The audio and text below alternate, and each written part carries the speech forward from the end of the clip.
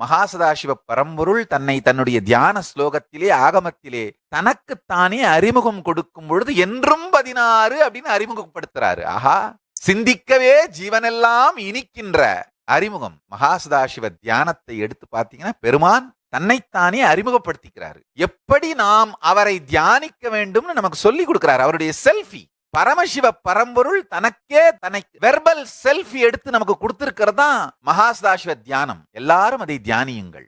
தன்னை என்றும் 16 வயதுன்னு சொல்றாரு. அதான் உண்மை. இந்த பரமசிவ பரம்பொருளை நினைத்து அவருக்குள்ளே கரைந்து அந்த உணர்விலேயே தூங்கிட்டீங்கன்னா உடம்புக்குள்ள உருவாகிற ஹார்மோன்ஸும் கெமிக்கல்ஸும், இந்த சுரக்கின்ற எல்லா ஹார்மோன்ஸும் கெமிக்கல்ஸும் பேலன்ஸ்டா இருந்து உங்களை நீங்களே புனரமைச்சு ரீஜுவனேட் ஆகிட்டே போய் அமிர்தமாக மாறி தினந்தோறும் உங்களை ரீஜுவனேட் பண்ணிக்கிட்டு முதுமை வராது, வியாதிகள் வராது, ஜீவ சமாதியிலே சொரூப சமாதியிலே உங்கள் வாழ்க்கையை நிலைபெறச் செய்துவிடும்.